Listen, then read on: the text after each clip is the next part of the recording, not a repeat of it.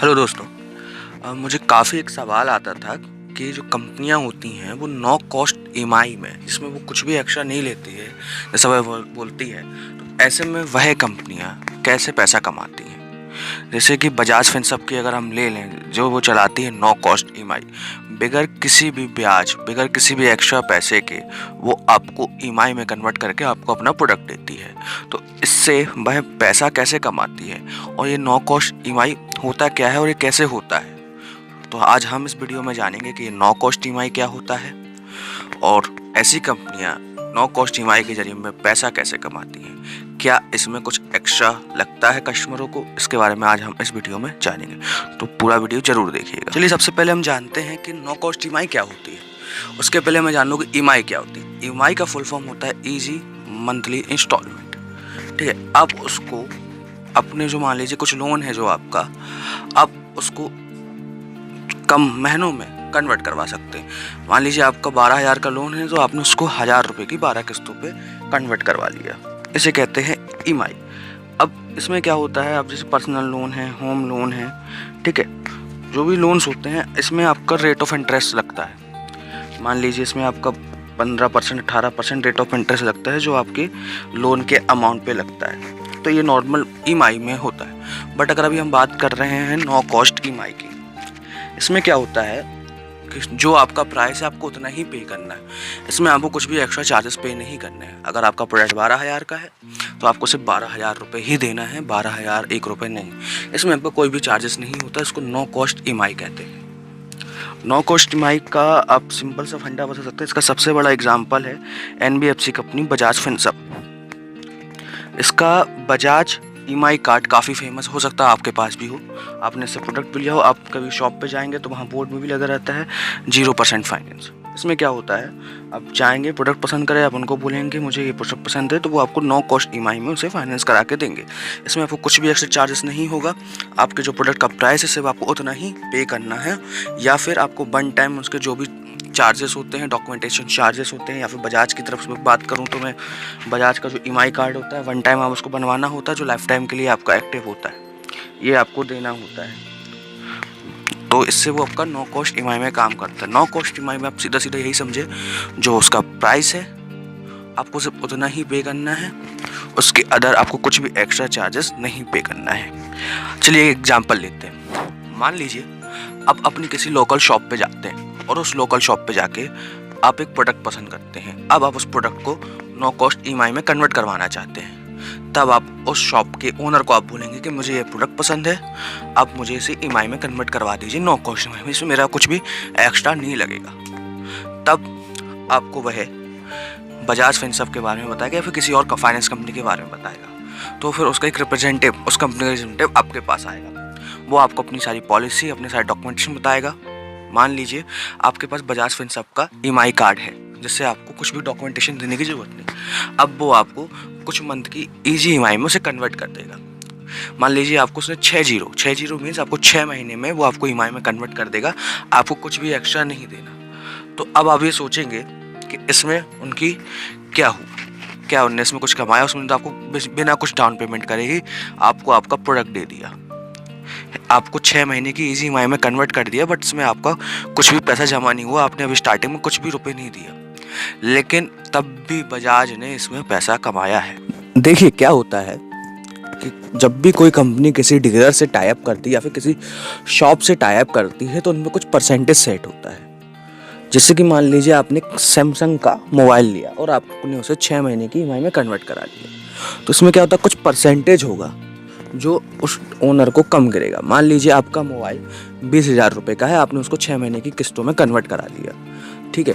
तो उसमें क्या होगा, मान लीजिए 2% अगर उसमें बजाज की कुछ है उसमें टाइप, तो वो डीलर को जो पैसा आएगा बजाज की तरफ से वो 19,600 रुपये आएगा। उसको वो 400 रुपये कट के आएगा, क्योंकि वो बजाज का अपने चार्जेस होंगे। कई जगह क्या होता है, डीलर उसको खुद लेता है, वेयर करता है, वो अपने उसमें जोड़ के देता, कस्टमर को देता है, या फिर कस्टमरों से वो डाउन पेमेंट के तौर पे लेता है। ये हर एरिया में अलग अलग होता है। आपने भी इसको देखा होगा, कुछ शॉप पे एक्स्ट्रा पैसा लगता है बजाज ईएमआई कार्ड के नाम पर, कुछ शॉप पे नहीं लगता है। तो वो ओनर की गलती होती है। यहाँ पे बजाज का कुछ नहीं होता, बजाज नो कॉस्ट ईएमआई ही चलाती है। लेकिन वहाँ जो ओनर्स होते हैं, शॉप ओनर्स होते हैं, वो अपना पूरा इंटरेस्ट नहीं देना चाहते, वो किसी भी एक्स्ट्रा पैसा नहीं देना चाहते, वो कुछ भी अपना वेयर्स नहीं करना चाहते। इसको लोकल लैंग्वेज में कहा जाता है डीलर बाय डाउन, इसे डीवीडी कहा जाता है। जो शॉप ओनर आपको प्रोसेसिंग फ़ीस के नाम से आपसे जो पैसा लेते हैं, असल में वो शॉप ओनर को देना होता है बजाज फिनसर्व को, उन्हें खुद वेयर करना होता है वो चार्जेस, बट वो वेयर नहीं करते हैं, वो कस्टमर से वो पैसा लेते हैं, जिससे कस्टमर को लगता है ये तो सिर्फ नो कॉस्ट ईएमआई नहीं, इस पर तो हमारा एक्स्ट्रा पैसा लग रहा है, इसमें हमारा 500-1000 रुपये उन्होंने हमसे ऐसा एक्स्ट्रा ले लिया, तो नो कॉस्ट ईएमआई क्या होता है? तो ऐसा नहीं होता है, डीलर को वेयर करना होता है, बट यहाँ डीलर वेयर नहीं करता है, वो कस्टमर से वो चार्जेस लेता है। एक थ्योरी में आपको और बताता हूँ कि जो एनबीएफसी कंपनियाँ होती हैं नो कॉस्ट ईएमआई के जरिए वो पैसा कैसे कमाती हैं। इसमें सबसे बड़ा हाथ होता है मैन्युफैक्चरिंग का। मैन्युफैक्चरिंग जो कंपनियाँ होती हैं जैसे सोनी है, सैमसंग है, एलजी है, जो बड़ी बड़ी मैन्युफैक्चरिंग कंपनियाँ हैं जो अपना प्रोडक्ट मैन्युफैक्चरिंग करती है और ये प्रोडक्ट्स जो सेल करती है, तो इनका क्या होता है, टाई अप होता है एनबीएफसी से कि अगर आप मेरा 55 इंच की एलईडी सेल करते हैं तो मेरे प्राइस में हम आपको इतना पैसा हम आपको देंगे, है ना, इस प्रोडक्ट आप हम सेल करेंगे तो इसमें हम आपको इतना देंगे। तो इसमें यह करती है जिससे बजाज या फिर कोई भी एनबीएफसी, बजाज है, एचडीएफसी है, एचडीबी फाइनेंस है, होम क्रेडिट है, ये उन प्रोडक्ट के लिए स्कीम निकालती है कि हमने 24 महीने के लिए फाइनेंस में कर दिया, कि हमने इसके लिए फ़िक्स ईएमआई निकाल दी कि 2000 रुपये से कम की 2000 रुपये फ़िक्स ईएमआई रहेगी इस इंच की एलईडी के लिए। तो क्या करती है, उस प्रोडक्ट को जिसमें कि बजाज को या फिर किसी अदर कंपनी को प्रॉफिट हो रहा है ज़्यादा, मैं ऐसे एग्जांपल के तौर पे आपको उसको समझाना चाहता हूँ।